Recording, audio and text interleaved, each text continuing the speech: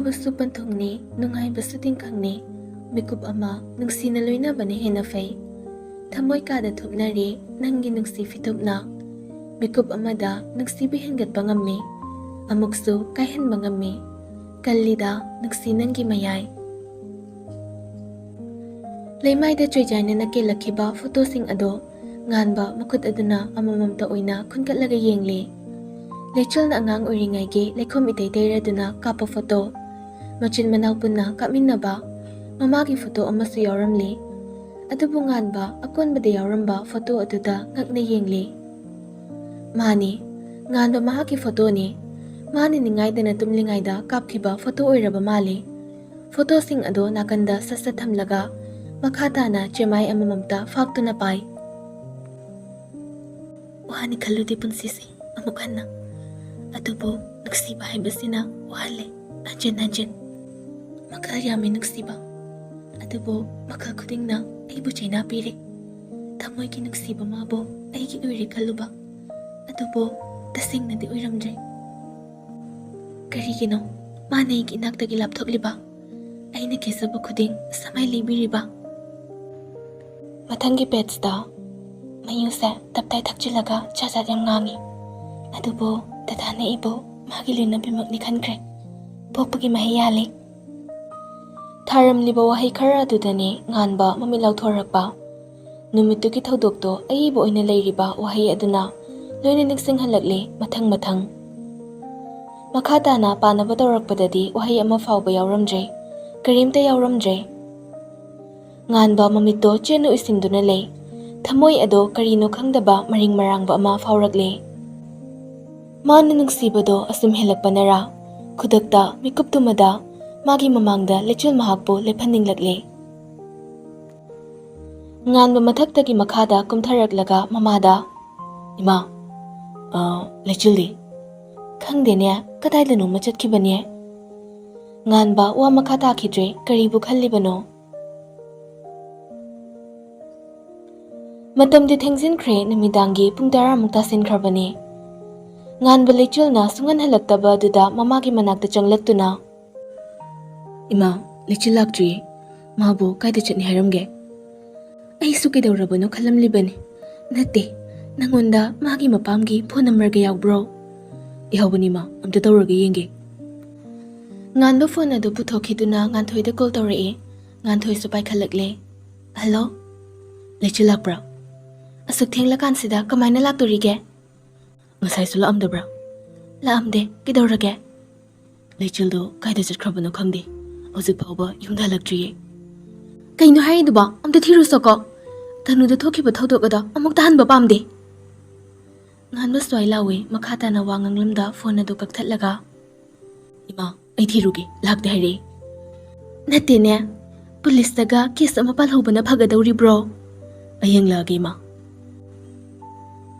sakhi lechulda call amuk tawsilai adubu switch off hairakle sakhi matha sarapna kaino ibm masina phone paijibasina kamaina tawni nganba gari sum thorakpana khangning singlae magi mayamba ani amasu leiri haiba makhoi daga chatkiba zatla chingnarakpadagi lechulna haikhiba baradu tamna lakle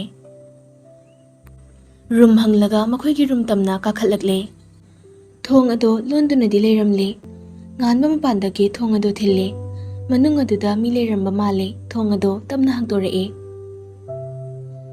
khabagi mitmangda nganba leplamba duda karino haina ngaihakti pakhalae nganba tapna ibai lechilakbra khaba nganbada luna yenglaklaga lakde kidawre lechildo hojik phawba yumda laktriye khaba thong ado mapung fana hangdoraktuna kaino hojik phawba laktebo kaida chatkane hairamge khangde nganba manung aduda famliba nupi adu urakpada ngakna ije sakhi mangduna famlambani magi matau ado lakpada ngairiba male sakhi su khangka korakpaduda khangna ha khaba nganbada yar chalo ichendo phangna bithiro akoi su thiba yauge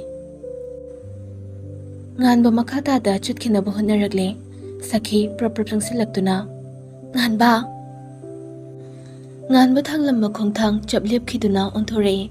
Sakhi pakhatna. Aina chingnaribase chungani. Ngasai lechilga iga wari sanarambane. Haiduna thokhiba pumnamak tamlaba matong. Hojikmak chatnaba tawse pulising supuduna. Khaba nongbansu gari ama thoduna Sakhina haiba location adu tamna lakre. Adubu somdadi loyumba lechilbu bet aduda ifalaga hidak ama tamna kapsile. Purnima makutta thangdusu adumuk paiduna leiri. Tanja aduda mamang thong adu fakairak-laga nganba khaba nongban pulis kharaga changsilae. Pulising aduna nongmaising du thangkalae. Nakuda paribu khulaido thado yam thuna. Purnima na thado oi ai thado oi ichagi thawai suloduna aina puraga chatkani. Khaba nongban chapmanaba matamda chapmanaba khonthokta nungsiba amasung tathiba punsinaduna kaurei. Ima Purnima machani bu urakle adubu nungsiba amata phawdabagum. Ha emotional blackmail na aingonda jangadaba natte. Haina tapna lechilgi mamai ado thangaduna lelei.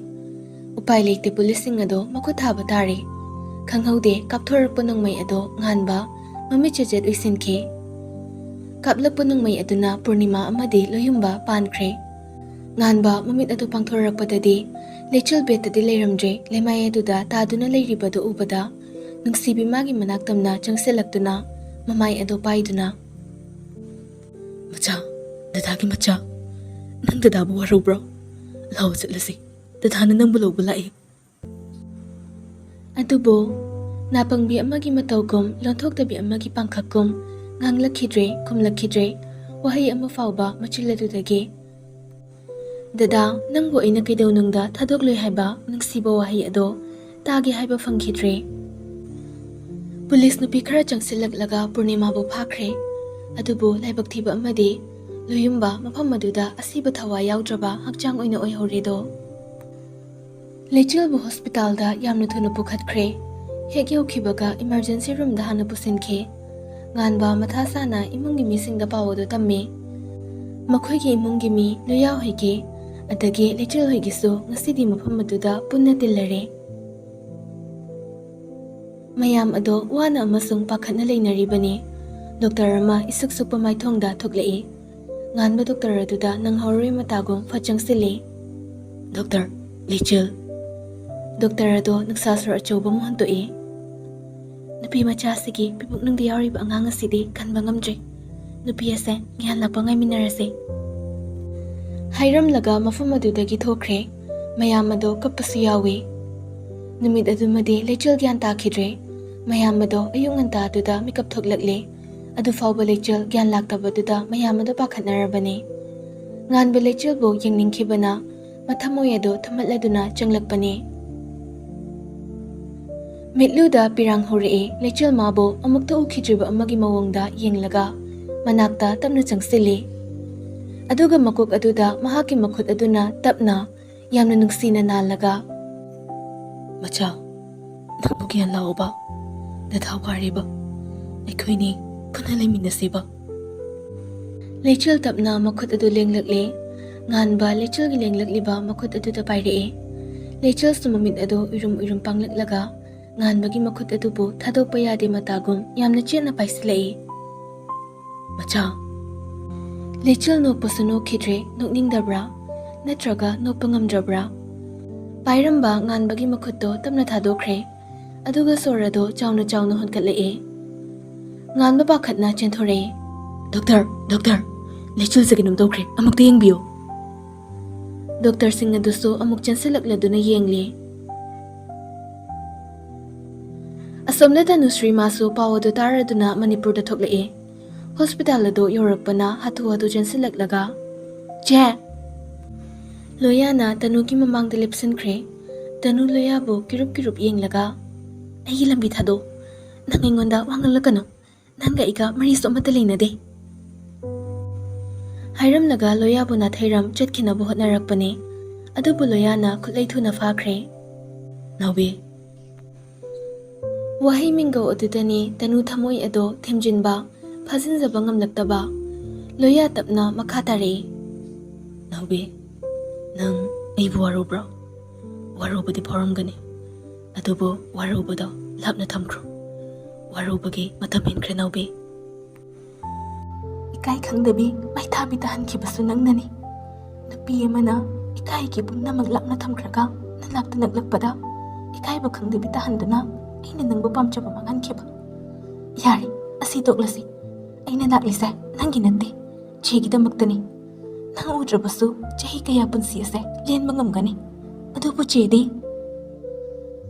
ꯍꯥꯏꯔꯝꯂꯒ ꯂꯣꯌꯥꯒꯤ ꯃꯈꯨꯠ ꯂꯥꯛꯇꯨꯅ ꯀꯜꯂꯒ ꯆꯪꯈ꯭ꯔꯦ. ꯂꯣꯌꯥꯁꯨ ꯃꯈꯨꯠ ꯃꯈꯣꯟ ꯄꯨꯟꯁꯤꯜꯂꯕ ꯑꯃꯒꯨꯝ ꯇꯨꯃꯤꯟꯅ ꯌꯦꯡꯗꯨꯅ ꯂꯩꯍꯧꯔꯦ. ꯄꯨꯖꯥ ꯔꯤꯅꯥꯗ, ꯏꯆꯦ ꯋꯥꯈꯜ ꯁꯣꯟꯊꯒꯅꯨꯗ, ꯀꯩꯁꯨꯝ ꯇꯧꯔꯣꯏꯌꯦ. ꯔꯤꯅꯥ ꯇꯞꯅ, ꯏꯃꯧꯗꯨꯅ ꯍꯌꯦꯡ ꯏꯌꯥꯟ ꯂꯥꯛꯂꯒ ꯃꯆꯥ ꯄꯤꯌꯨ ꯍꯥꯏꯗꯨꯅ ꯀꯞꯂꯛꯂꯕꯗꯤ ꯑꯩ ꯌꯦꯡꯕ ꯉꯝꯂꯣꯏꯌꯦ. ꯑꯩ ꯉꯝꯂꯣꯏ. ꯃꯥꯕꯨ ꯃꯃꯥ ꯑꯣꯏꯕ ꯌꯥꯔꯔꯣꯏ ꯍꯥꯏꯕ꯭ꯔꯅꯦ? ꯃꯊꯪ ꯑꯃꯃꯨꯛ ꯄꯣꯛꯄ ꯌꯥꯔꯤꯁꯤꯗꯤ. ꯑꯗꯨꯕꯨ ꯏꯆꯥ ꯑꯍꯥꯟꯕꯗꯣ ꯅꯨꯡꯁꯤꯕꯅꯤꯅꯦ. ꯍꯟꯗꯛꯇꯤ ꯂꯩꯆꯜ ꯀꯌꯥ ꯅꯤꯡꯊꯤꯅ ꯂꯥꯛꯑꯦ, ꯋꯥꯈꯜ ꯅꯤꯡꯊꯤꯅ ꯇꯥꯔꯦ ꯉꯥꯟꯊꯣꯏꯅ. ꯊꯣꯏꯕꯤ, ꯅꯪꯕꯨ ꯅꯁꯥꯗꯣ ꯅꯨꯡꯉꯥꯏꯔꯕꯣ? ꯈꯔ ꯅꯨꯡꯉꯥꯏꯔꯦ ꯏꯆꯦ. ꯐꯔꯦ ꯐꯔꯦ, ꯅꯤꯡꯊꯤꯅ ꯄꯣꯊꯥꯔꯣ. ꯏꯃꯥ ꯍꯣꯏꯁꯨ ꯍꯧꯖꯤꯛꯇ ꯍꯟꯈꯤꯕꯗ ꯉꯥꯏꯔꯤꯕꯅꯤ. ꯋꯥꯔꯕꯅꯤ ꯃꯈꯣꯏꯁꯨ. ꯉꯔꯥꯡ ꯑꯍꯤꯡꯗꯨꯃꯗꯤ ꯀꯅꯥꯝꯇꯁꯨ ꯇꯨꯝꯗ ꯂꯦꯟꯈ꯭ꯔꯕꯅꯤ. ꯂꯩꯆꯜ ꯅꯣꯛꯄꯗꯃꯛ ꯅꯣꯛꯂꯛꯏ. ꯉꯥꯟꯕ ꯆꯪꯁꯤ ꯀꯗꯥꯏ ꯆꯪꯒꯨꯝꯁꯤ ꯀꯗꯥꯏ ꯇꯧꯗꯨꯅ ꯊꯣꯡꯖꯤꯜ ꯑꯗꯨꯗ ꯁꯨꯔꯨ ꯁꯨꯔꯨ ꯅꯩꯕ ꯃꯈꯩ ꯂꯦꯞꯂꯒ ꯂꯩꯕ ꯑꯗꯨꯗ ꯉꯥꯟꯊꯣꯏ ꯅꯣꯛꯂꯒ, ꯉꯥꯟꯕ, ꯆꯪꯂꯛꯄ ꯌꯥꯗ꯭ꯔꯣ ꯅꯪꯕꯣ? ꯑꯩꯅꯦ ꯀꯩꯀꯩꯅꯣ ꯈꯔ ꯆꯥꯔꯨꯒꯦ, ꯄꯨꯛꯁꯦ ꯌꯥꯗ꯭ꯔꯦ. ꯍꯥꯏꯔꯝꯂꯒ ꯂꯩꯆꯜꯗ ꯑꯃꯨꯛꯇꯪ ꯌꯦꯡꯂꯝꯂꯒ ꯊꯣꯛꯈ꯭ꯔꯦ. ꯂꯩꯆꯜꯁꯨ ꯉꯥꯟꯊꯣꯏ ꯍꯦꯛ ꯊꯣꯛꯈꯤꯕꯒ ꯐꯠꯄꯩꯗꯨꯅ ꯃꯆꯤꯟ ꯃꯆꯥꯗꯣ ꯄꯣꯝꯗꯨꯅ ꯂꯩꯈ꯭ꯔꯦ. ꯉꯥꯟꯕ ꯇꯞꯅ ꯆꯪꯂꯛꯄꯅ ꯕꯦꯠ ꯑꯗꯨꯒꯤ ꯃꯅꯥꯛꯇ ꯂꯦꯞꯂꯔꯦ. ꯏꯀꯥꯏ ꯈꯪꯗꯕ ꯃꯩꯊꯥꯕ ꯑꯗꯣ ꯉꯁꯤꯗꯤ ꯀꯌꯥꯗ ꯏꯀꯥꯏꯕ ꯈꯪꯈ꯭ꯔꯕꯣꯏ. ꯃꯥꯒꯤ ꯑꯣꯏꯔꯕꯤ ꯊꯋꯥꯏꯒ ꯍꯛꯆꯥꯡꯒ ꯑꯃꯠꯇ ꯑꯣꯏꯈ꯭ꯔꯕꯤ ꯃꯥꯒꯤ ꯂꯣꯏꯅꯕꯤꯕꯨ ꯀꯧꯕ ꯉꯝꯗ꯭ꯔꯦ. ꯂꯠꯂ ꯇꯧꯅ, ꯃꯆꯥ. ꯅꯨꯄꯥ ꯑꯣꯏꯕꯒꯤ ꯊꯧꯅꯥ ꯄꯨꯝꯅꯃꯛ ꯈꯣꯝꯖꯤꯜꯂꯒ ꯂꯠꯂꯕꯁꯨ ꯂꯠꯅ ꯀꯧꯖꯈꯤꯕꯅꯤ. ꯑꯗꯨꯕꯨ ꯅꯨꯄꯤ ꯃꯍꯥꯛꯅ ꯈꯨꯝꯕꯤꯔꯛꯇ꯭ꯔꯕꯗꯨꯗꯗꯤ ꯃꯃꯥꯏ ꯖꯔ ꯖꯔ ꯉꯥꯡꯁꯤꯟꯈ꯭ꯔꯦ. ꯃꯈꯣꯡ ꯑꯗꯣ ꯊꯥꯡꯗꯣꯛꯄꯁꯨ ꯉꯝꯗ, ꯊꯥꯡꯖꯤꯟꯕꯁꯨ ꯉꯝꯗ ꯂꯦꯞꯂꯤ. ꯂꯩꯆꯜ ꯇꯞꯅ ꯃꯈꯣꯜ ꯑꯗꯨ ꯅꯤꯛꯇꯨꯅ, ꯏꯆꯥ ꯄꯥꯝꯃꯤ, ꯑꯩꯒꯤ ꯏꯆꯥ ꯌꯥꯎꯔꯝꯗ꯭ꯔꯦ, ꯍꯨꯔꯥꯟꯕꯤꯈ꯭ꯔꯦ. ꯋꯥꯍꯩ ꯑꯁꯤꯃ ꯍꯥꯏꯗꯨꯅ ꯍꯤꯒꯦ ꯀꯞꯂꯛꯂꯤ. ꯉꯥꯟꯕ ꯇꯞꯅ ꯂꯩꯆꯜꯒꯤ ꯃꯈꯨꯠ ꯆꯦꯠꯅ ꯄꯥꯏꯔꯛꯏ. ꯂꯩꯆꯜꯁꯨ ꯄꯦꯟꯅ ꯀꯞꯆꯔꯛꯏ. ꯑꯩꯒꯤ ꯏꯆꯥ ꯄꯤꯌꯣ, ꯑꯩꯒꯤ ꯏꯆꯥ ꯄꯤꯌꯣ.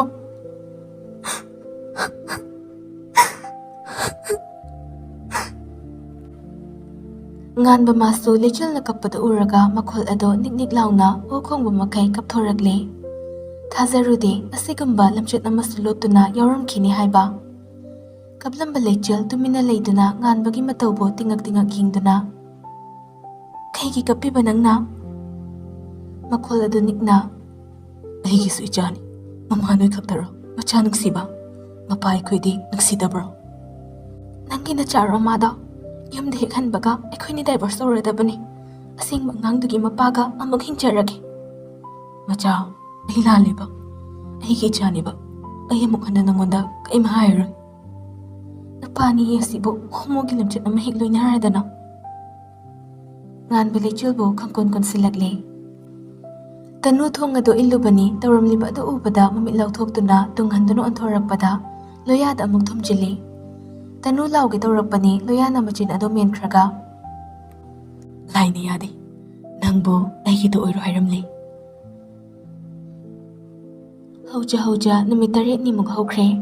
ꯂꯩꯆꯜ ꯅꯥꯕ ꯐꯅꯌꯥꯝ ꯐꯔꯦ. ꯏꯃꯨꯡ ꯑꯗꯨꯗ ꯉꯥꯟꯕꯕꯨ ꯀꯩ ꯀꯧꯔꯤ. ꯗꯗꯥ, ꯗꯗꯥ, ꯅꯪ ꯌꯥꯎꯔꯣꯏꯒꯦ ꯍꯥꯏꯕ꯭ꯔꯣ? ꯑꯩ ꯈꯛ ꯆꯠꯂꯦꯀꯣ. ꯉꯥꯟꯕꯁꯨ ꯍꯥꯊꯨ ꯍꯥꯊꯨ ꯏꯟꯅꯔꯛꯏ. ꯃꯆꯤꯟꯗꯁꯨ ꯍꯥꯏꯕ ꯂꯦꯞꯇꯦ.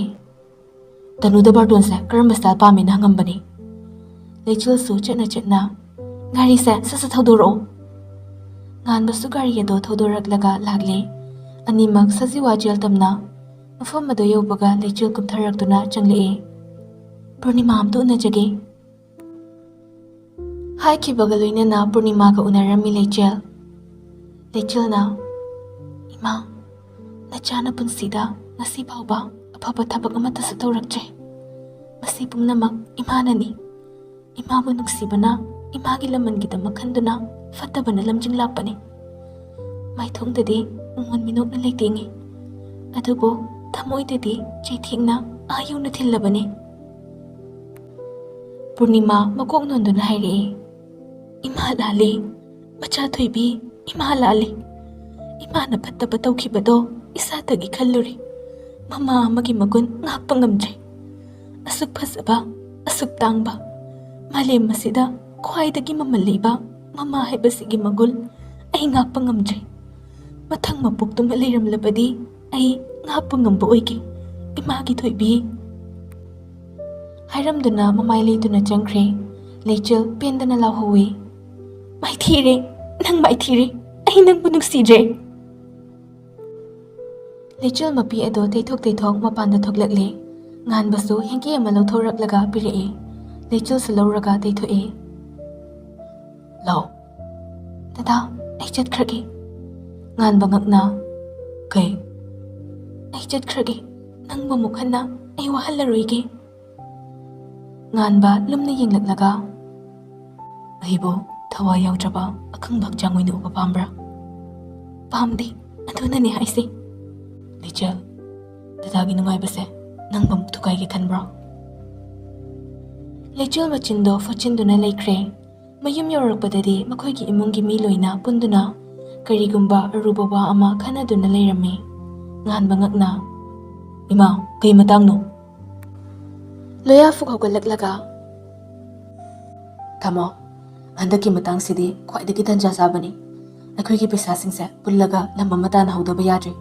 Mafam adudagi amuk nauna farm ama hudokpada khwaidagi mafam chaba haibada oiri. Masibu pama miso aduki matik thorakpana ayeng pung 8da City Convention Center da auction ama pangthokpa tari. Wa ado makha tarakjungai Leichilna auction gi thabakse toklase mathang asida loisilase.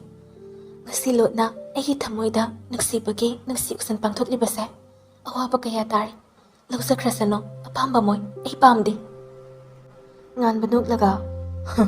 Aya, adudi aina mai pakli. Mai pakpa igi nang nagaramba khudol tamba. Leichil faini yenglaga. Dadagi khudola adum phangdoi leire. Rinana. Ngai khose. Aikhoigi ne family photo amata kapsi. Tonauna makhoigi family photo ama lawkhre tek lawduna photo aduda nganbana Leichilda yengkhiba mityeng ado asengba nuksi mityeng ni. Minnanaba thamoigi aruba ichelgi asengba nungsiba.